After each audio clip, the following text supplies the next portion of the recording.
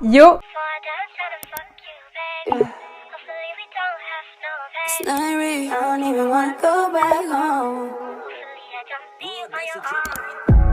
What is this love and war? He know that I love him, got him fucking me raw. He know I ain't with it, never did it before. He got me.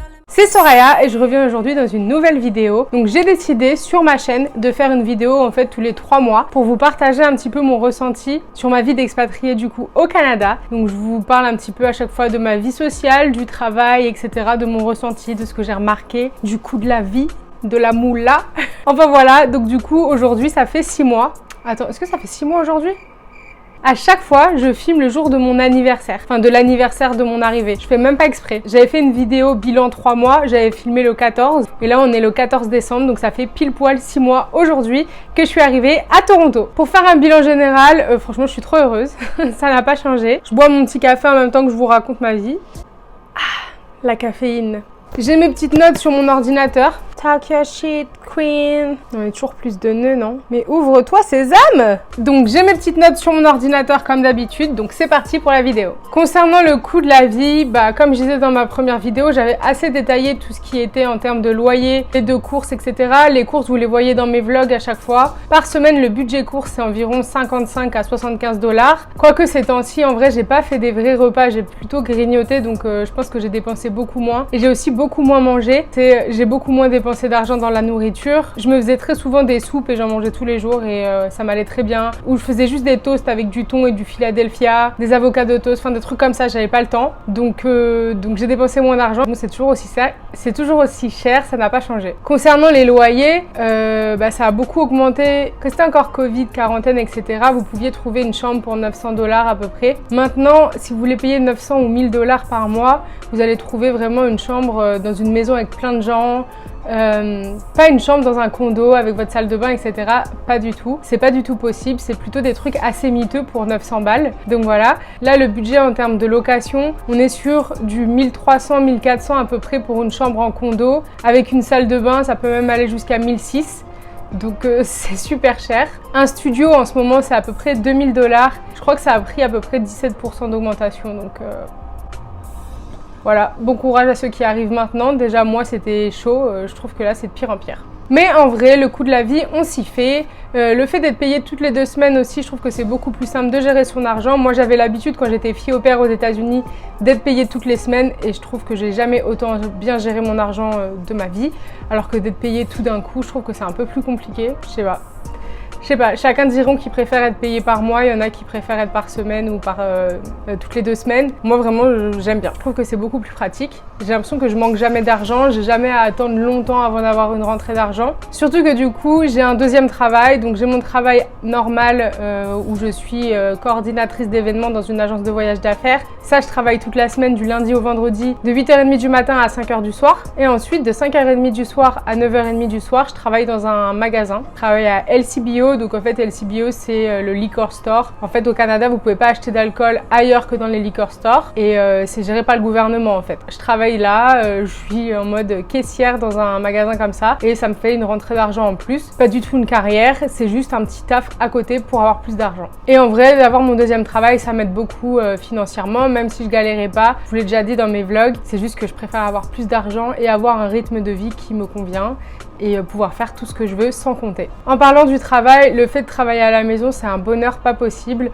Moi vraiment pour rien au monde, je pourrais retourner au bureau. Le fait de ne pas avoir à me préparer, d'être toute seule, de ne pas avoir à parler à qui que ce soit, de ne pas avoir à prendre les transports, c'est une qualité de vie incroyable. Franchement, moi j'aime trop, j'aime trop être seule, donc forcément j'adore. Et puis quand il neige ou quand je vois des -12 et tout et que je vois ma coloc qui doit aller travailler, je me dis ah ouais, moi j'ai de la chance, franchement. Non, franchement c'est génial. Quand il neige, qu'il fait pas beau et tout, trop bien de rester chez soi. Et en vrai, la vie sociale de travail, je l'ai quand je vais à LCBO du coup le soir travailler, donc ça me suffit largement. Pour tout ce qui est vie sociale, bah là ça s'est un peu calmé forcément vu qu'il fait froid, qu'il fait moins beau. Enfin, c'est pas vrai qu'il fait moins beau parce qu'en vrai le soleil il est souvent dehors, mais par contre bah il neige et il fait froid, donc forcément on a moins envie de sortir. Et je pense qu'on a fait tellement la mala et on a tellement vécu notre meilleure vie cet été que du coup là tout le monde se calme et tout le monde est un peu en mode hibernation. Mais en vrai du coup ce qui est cool c'est qu'on fait quand même des trucs en appart, des petits apéros, des petites soirées, des petits trucs et tout. C'est notre vibe, c'est la vibe de l'hiver, c'est cool. Concernant la météo,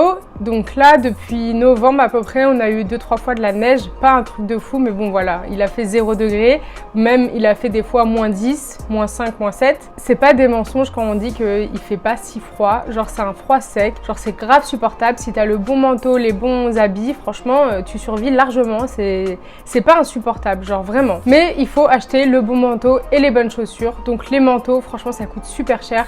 Moi j'ai trouvé un manteau à 200 $, mais en gros ça va entre 200 et 1000 $ si tu veux un beau manteau. Faut vraiment faire attention à que ce soit écrit moins 30 degrés, moins 25 degrés, moins 40 degrés. Ça c'est très important, ça prouve que ce manteau là va te tenir chaud dans des conditions extrêmes. Parce que si tu prends ton petit manteau, ta petite doudoune là de France, tu vas cailler ta mère, clairement. Donc voilà, c'est quand même un budget les vêtements d'hiver. Enfin perso, moi j'habitais en Californie, en Floride et en Espagne ces 3 dernières années. Je n'avais absolument pas d'habits d'hiver. Donc forcément j'ai dû recommencer à zéro et j'ai dépensé des 1000 et des 100 dans les vêtements depuis quelques mois. Il faut aussi acheter du coup des t-shirts thermiques, des leggings pour mettre sous les pantalons quand il fait très froid.